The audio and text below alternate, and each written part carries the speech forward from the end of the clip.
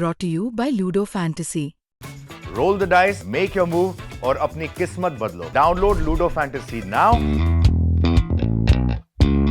ત્યારે હું આ ઈવીએમ જ્યાં મૂકવામાં આવ્યા છે એ સ્ટ્રોંગ રૂમ ઉપર હાજર છું. અમારા પ્રતિનિધિ માનની હરેશભાઈ સાવલિયા, માનની રાજુભાઈ બોરફકરિયા, માનની ધીરુભાઈ ગોહિલ અને અમારા સૌ પ્રતિનિધિઓ હાજર છે.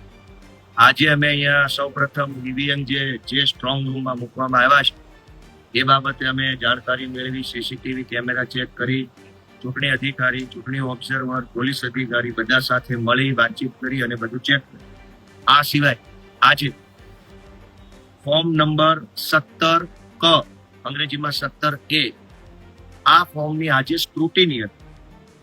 આ જે 17A નંબરનું જે ફોર્મ હોય છે એ ચૂંટણી પૂરી થયા પછી કયા બૂથમાં કેટલા ટકા મતદાન થયું, કયા બૂથની અંદર કેટલા વ્યક્તિઓએ મતદાન કર્યું, કયા બૂથમાં કયા આઈડી કાર્ડથી કેટલા લોકોએ મત કર્યું, આધાર કાર્ડથી કેટલાએ મત આપ્યો, ચૂંટણી કાર્ડથી કેટલાએ મત આપ્યો, ઈડીસી વોટ કેટલા આપ્યો. તો ટૂંકમાં આ 17A નંબરનું જે ફોર્મ હોય છે એની અંદર તમામ પ્રકારની ડિટેલ હોય છે. 17A ની અંદર કોઈ પણ બૂથમાં મતદાનના આંકડાઓ, મતદાનની ટકાવારીઓ, ઈવીએમ ની અંદર થયેલી કઈ પણ પ્રકારની ટેકનિકલ ખામીઓ એ બધાની વિગત હોય છે. આજે સ્ક્રુટિની હતી, એમાં હું હાજર રહ્યો. સ્ક્રુટિની દરમિયાન મેં વાંધો ઉઠાવ્યો. જોકે સરકારી અધિકારીએ પોતાનો એકદમ કહેવાય કે બિનજરૂરી વાહિયાત પ્રકારનો જવાબ આપી આખી સ્ક્રુટિનીને પતાવી દીધી. નવા વાઘણિયા નામનું ગામ છે. આ ગામમાં 71% મતદાન થયું અને હાલની ચૂંટણીમાં એવરેજ વિસાવદર વિધાનસભામાં 56.89% મતદાન થયું છે. મોટું 57% એમ સમજીએ રાઉન્ડ ફિગરમાં. નવા વાઘણિયા ગામમાં 71% મતદાન થયું એટલે કે એવરેજ મતદાન કરતા 14% મત વધુ પડ્યા. મેં એમાં વાંધો ઉઠાવ્યો. ચૂંટણી અધિકારીએ જાણે ભાજપની 4 આંખની શરમ આડી આવતી હોય એવો મને જવાબ આપ્યો. રૂપાવટી કરીને એક ગામ છે. આખા વિધાનસભાનું એવરેજ મતદાન 56.89, રાઉન્ડ ફિગરમાં 57, પણ રૂપાવટી ગામમાં 87% મતદાન થયું. એટલે મેં વાંધો ઉઠાવ્યો કે રૂપાવટી ગામમાં એવરેજ કરતા 30% મતદાન વધુ થયું છે. આ બોગસ મતદાન છે, આના સીસીટીવી કેમેરા ચેક કરવા જોઈએ. ચૂંટણી અધિકારીએ કિરીટ પટેલની 4 આંખની શરમ આડી આવતી હોય એવો જવાબ આપ્યો. નવી ચાવણ નામનું ગામ છે. આ ગામમાં 84% મતદાન થયું એટલે કે 57% એવરેજ મતદાન કરતા 27% ઊંચું મતદાન થયું.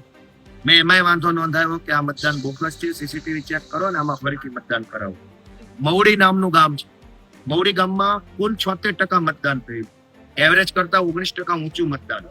જાવલડી ગામ છે જેમાં 70% મતદાન, એવરેજ કરતા 13% ઊંચું મતદાન.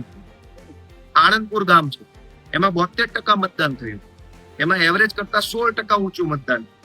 પસવાળા ગામ છે, પસવાળામાં 76% મતદાન થયું, એવરેજ કરતા 19% ઊંચું મતદાન.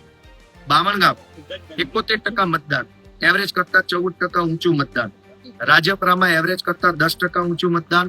માણંદિયામાં એવરેજ કરતા 11% ઊંચું મતદાન. સણાથામાં એવરેજ કરતા 14% ઊંચું મતદાન થયું. હાટ ગામમાં એવરેજ કરતા 19% ઊંચું મતદાન. આવી રીતે અનેક ગામડાઓની અંદર સામતપરામાં એવરેજ કરતા 19% ઊંચું મતદાન થયું. બિલખામાં એવરેજ કરતા 17% ઊંચું મતદાન થયું. જે બૂથ ઉપર એવરેજ કરતા ઊંચું મતદાન બતાવે છે, જે ગામમાં 70-90% મતદાન થયું, એ ગામના સીસીટીવી રેકોર્ડિંગ મને બતાવવામાં આવે એવી મેં ચૂંટણી અધિકારી, ચૂંટણી ઓબ્ઝર્વર અને લગભગ 50 જેટલા મોટા અધિકારી બેઠા તેની હાજરી માંગણી કરી. એક પણ અધિકારી પાસે એક પણ વાતનો જવાબ નહોતો. જાણે ભાજપ વાળાની કાન લઈને આવ્યા હોય એવું મોઢું કરીને બેઠા હતા. મેં એમને બધાને મારી શિષ્ટ, વ્યાજબી અને આક્રમક ભાષામાં કીધું કે ગોપાલ ઇટાલિયા કોઈ મહત્વનો નથી આ દેશમાં. દેશની લોકશાહી, દેશનું સંવિધાન અને આ દેશ મહત્વનો છે. રૂપાવટી ગામમાં 90% મતદાન થયું અને 100 અધિકારીઓ અંદર બેઠા હતા. કિરીટ પટેલની કાન લઈને આવ્યા હોય એવું મોઢું કરીને બેઠા હતા. એક પણ અધિકારી પાસે જવાબ નહોતો કે આ 90% મતદાન રૂપાવટીમાં થયું એ બોગસ છે કે સાચું છે, કેમેરો બતાવો. તો મને સ્પષ્ટ ના પાડી દીધી કે કેમેરા બતાવવામાં નહીં આવે, ચૂંટણી પંચની ગાઈડલાઈન છે, બતાવવાના જ ન હોય કેમેરા. તો મૂકો છો શા માટે? દોસ્તો આજે 100 જેટલા મોટા મોટા અધિકારી અંદર સ્ક્રુટિનીમાં બેઠા હતા. મેં રજૂઆત કરી ધારદાર આક્રમક કે દેશને બચાવવાની જવાબદારી તમારી માથે છે, બેશરમ ન બનો. પણ કોઈના મોઢા પર શરમનો છાંટોય નથી. આમ જાણે કિરીટ પટેલની કાણે લઈને આવ્યા હોય એવી રીતે બધા બેઠા છે. મેં અનેક પ્રશ્ન પૂછ્યા કે મેં જે બૂથમાં 80%, 90%, 70% મતદાન થયું છે એ બૂથના સીસીટીવી કેમેરા મને બતાવો. ધરાહાર ના પાડી દીધી બતાવવાની. મેં એમ કીધું કે આની અંદર રીવોટિંગ કરાવો, ના પાડી દીધી કે રીવોટિંગ નહીં થાય. મેં એવું કીધું કે સીસીટીવી જોઈ લઈએ આપણે. 90% મતદાન નવી ચાવણ, રૂપાવટી, નવા વાઘણિયા, જાવલડી, આણંદપુર, પસવાળા, આટલા ગામમાં 85-90% મતદાન કેવી રીતે થઈ ગયું? ઇતિહાસમાં કોઈ ચૂંટણીમાં 90% નથી. તો દોસ્તો આજે કહેવાતી સ્ક્રુટિનીનો ટાઈમપાસ કાર્યક્રમ હતો.